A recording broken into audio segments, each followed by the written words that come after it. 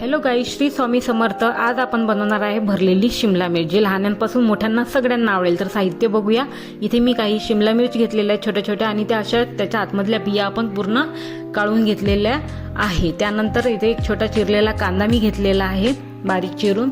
त्यानंतर बेसन घेतलेला आहे 1 वाटी, थोडं खोबरं किस घेतलेलं आहे, लसणची पेस्ट घेतलेली आहे। त्यानंतर सोप, तीळ आणि धने पावडर। धने पावडर ही कच्ची आहे म्हणून आपण ही आधीच तेलात छान फ्राय करून घेऊया। तर बघा, चला सुरू करूया। आता मी कढईमध्ये थोडं तेल घेतलेलं आहे। तुमच्या घरी जेवढ्या प्रमाणात खातात त्याप्रमाणे आपण तेल घेऊ। त्यानंतर याच्यामध्ये मोहरी मी घातलेली आहे, गॅस मोठा आहे माझा। त्यानंतर मोहरी झाल्यानंतर याच्यामध्ये लगेच आपण सोप टाकून देऊ, यामुळे टेस्ट छान येते। आणि सोप टाकल्यानंतर लगेच याच्यामध्ये आपण आता कांदा टाकू। कांदा टाकणं झाल्यानंतर याच्यामध्ये आता आपल्याला थोडेसे जे तीळ आहेत तीळ ॲड करून घ्यायचे आहेत। मी आधी टाकले असते ते तळतळ करून सगळे बाहेरच उडले असते, म्हणून मी कांदा टाकल्यानंतर तीळ टाकत आहे। त्यानंतर याच्यामध्ये आपल्याला धनेपूड टाकून घ्यायची आहे। आता ही तेलामध्ये लवकर व्हायसाठी आपण आधीच धनेपूड ॲड करत आहे।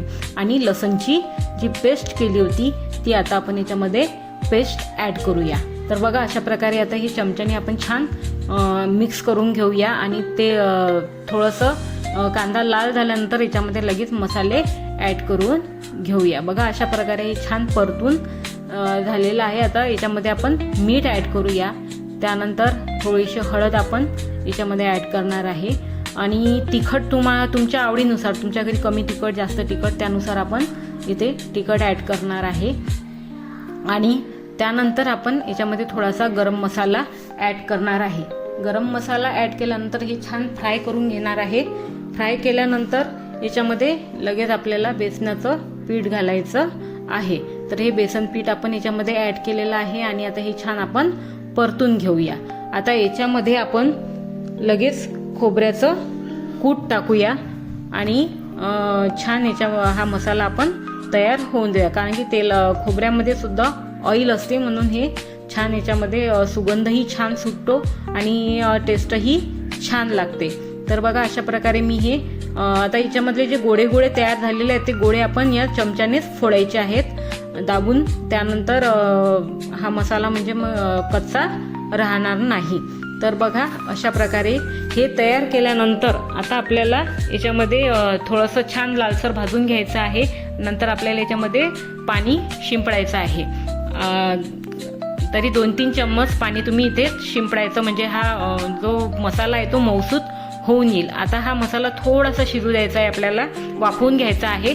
तर 3-4 मिनटं आपण याच्यावर छान झाकण ठेवून देऊया आणि फ्लेम ही कमीच ठेवूया, म्हणजे मसाला आपला जळणार नाही। बघा, मी इथे कमी फ्लेमवरच हे ठेवलेलं आहे।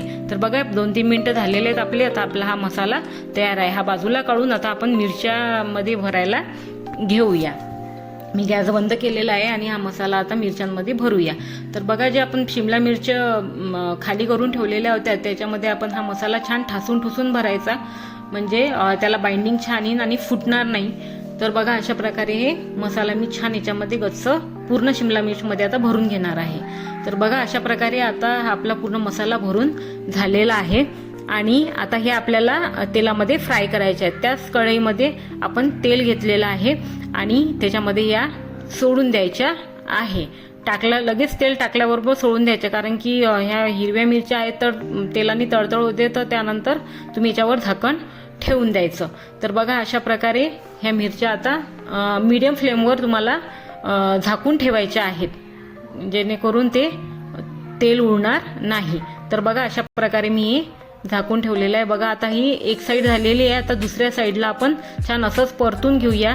आणि परतणं झाल्यानंतर दुसरी साईड सुद्धा तयार झाल्यानंतर याच्यामध्ये आपण जो उरलेला मसाला होता आपला, तो मसाला आपण इथे ॲड करून घेऊया आणि छान मिक्स करून घेऊया। बघा, ही रेसिपी अशी आहे की लहानांपासून मोठ्यांपर्यंत सगळ्यांना आवडेल। तसे लहान लेकरं शिमला मिर्च खातील नाही, तर अशानुसार ते नक्की खातील। तर आपली ही भरलेली शिमला मिर्च तयार आहे। तर रेसिपी तुम्हाला कशी वाटली नक्की कळवा आणि आपल्या चॅनलला लाईक आणि सबस्क्राईब करायला विसरू नका। तर पुन्हा भेटूया नवीन रेसिपी सोबत। तोपर्यंत श्री स्वामी समर्थ। जय जय स्वामी समर्थ।